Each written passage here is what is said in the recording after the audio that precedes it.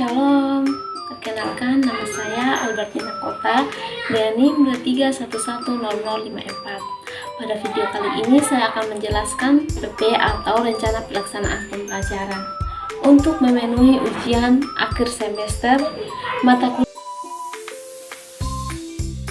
Di sini saya akan menjelaskan rencana pelaksanaan pembelajaran kurikulum 13. Di sini satuan pendidikan di sini saya ambil dari SMP Negeri 1 Sabah Timur dengan mata pelajaran Pendidikan Agama Kristen dan Budi Pekerti kelas 8 semester ganjil dengan materi pokok yaitu peran Roh Kudus dalam hidup orang beriman, dan alokasi waktu di sini hanya 1 kali pertemuan dengan model pembelajaran yaitu Think, Pair, and Share. Di sini juga saya ada menulis yaitu kompetensi inti. Kompetensi inti di sini ada beberapa, yaitu yang pertama menghayati dan mengamalkan ajaran agama yang dianut, dan yang kedua itu menghayati dan mengamalkan perilaku jujur, disiplin, tanggung jawab, peduli, santun, ramah lingkungan, gotong royong, kerjasama, cinta damai, dan proaktif. Dan yang ketiga, memahami, menerapkan, menganalisis pengetahuan faktual, konseptual, prosedural, berdasarkan rasa ingin tahunya tentang ilmu pengetahuan, teknologi, seni, dan budaya. Dan yang keempat, mengelola, menalar, dan menyanyi dalam ranah konkret dan ranah abstrak dengan pengembangan dari yang dipelajari di sekolah. Kompetensi dasar dan indikator. Kompetensi dasar yaitu menganalisis peran Roh Kudus dalam hidup orang beriman, dengan indikator menjelaskan pengertian peran Roh Kudus dalam sesuai dengan Yohanes 14 ayat 16 sampai 17 dan Yohanes 26. Terus indikator yang kedua, menganalisis dampak peran Roh Kudus dalam kehidupan sehari-hari.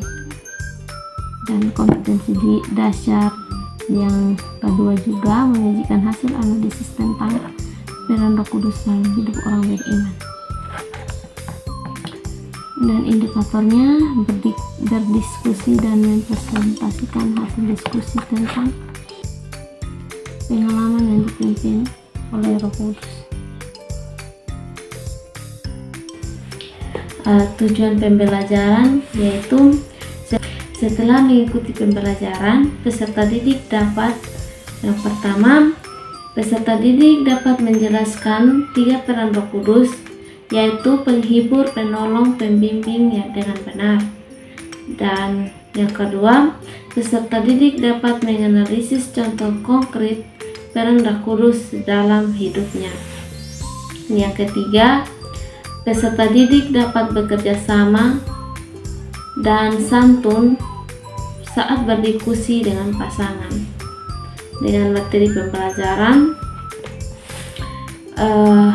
peran Roh Kudus dalam hidup orang beriman, ada beberapa materi. Dan yang pertama itu Roh Kudus sebagai penghibur, memberikan kekuatan saat sedih dalam Yohanes 14 ayat 16. Yang kedua, Roh Kudus sebagai penolong dan pengingat, mengingatkan firman Tuhan dalam Yohanes 14 ayat 26. Dan yang ketiga, Roh Kudus sebagai pembimbing, menuntun pada seluruh kebenaran dan menghasilkan buah roh dalam Galatia 5 ayat 22 sampai 23.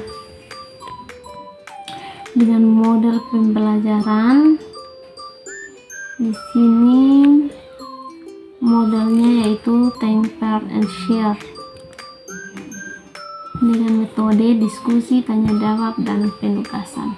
Ada langkah-langkah pembelajaran. Di sini ada pendahuluan, yaitu dalam pendahuluan itu ada beberapa poin. Yang pertama, guru memberikan salam pembuka, dan kedua, guru meminta salah satu siswa untuk memimpin doa, dan yang ketiga yaitu guru mengecek kehadiran peserta didik. Dan selanjutnya guru juga akan mengapresiasikan peserta didik dengan pertanyaan, yaitu apakah kalian pernah merasa sendiri atau tidak memiliki harapan ketika menghadapi masalah, dan apa yang biasanya kalian lakukan. Itu 10 menit, dan kita masuk dalam kegiatan inti. Sini juga ada beberapa poin. Yang pertama itu sesuai dengan model yang saya ambil, yaitu yang pertama, guru menyampaikan inti materi, dan kompetensi yang ingin dicapai. Dan yang kedua, peserta didik diminta untuk berpikir tentang materi atau permasalahan yang disampaikan guru. Dan yang ketiga, peserta didik diminta untuk berpasangan dengan teman sebelahnya atau kelompokkan 2 orang dan mengutarakan hasil pemikiran masing-masing. Dan yang keempat, guru memimpin pleno kecil. Diskusi setiap kelompok mengemukakan hasil diskusinya. Dan yang kelima, berawal dari kegiatan tersebut mengarahkan pembicaraan pada pokok permasalahan dan menambah materi yang belum diungkapkan para siswa. Dan yang keenam yaitu guru memberikan kesimpulan. Di sini itu membutuhkan waktu 60 menit. Dan kita masuk dalam penutup.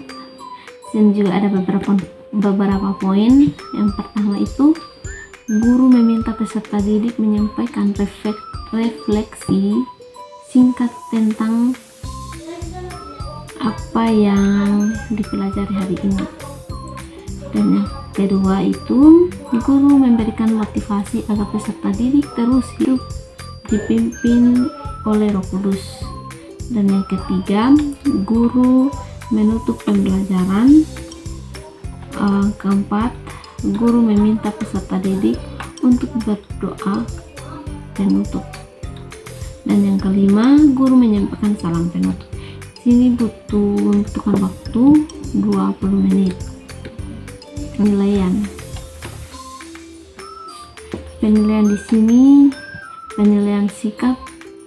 Sini menggunakan rubrik disiplin, kerjasama, dan santun. Dan yang kedua itu pengetahuan. Di sini saya menggunakan nilai tes lisan. Dan yang ketiga itu keterampilan. Di sini menggunakan penilaian keaktifan. Dari alat dan sumber belajar di sini, media yang saya ambil yaitu Alkitab, PT, dan lembar kerja peserta didik. Dan yang kedua itu sumber itu saya ambil dari Alkitab dengan buku pendidikan agama Kristen. Penilaian RPP itu penilaian sikap di sini yaitu dengan teknik observasi saat kegiatan berlangsung dengan rubrik atau skala 1 sampai 4.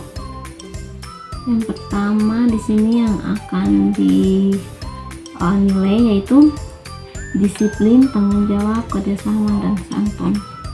Di sini dengan keterangan skor 4 itu sangat baik, 3 itu baik, 2 itu cukup, dan yang 1 itu kurang. Dengan rumus nilai sikap itu jumlah sama dengan jumlah skor tambah dengan 16 kali dengan 100. Kedua, penilaian pengetahuan.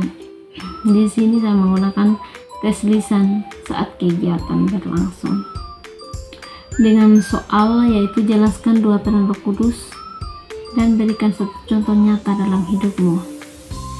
Yang tadi juga dengan keterangan skor, yaitu 4 sangat baik, 3 baik, 2 cukup, dan 1 itu kurang. Sini ada skornya dan kriteria di sini.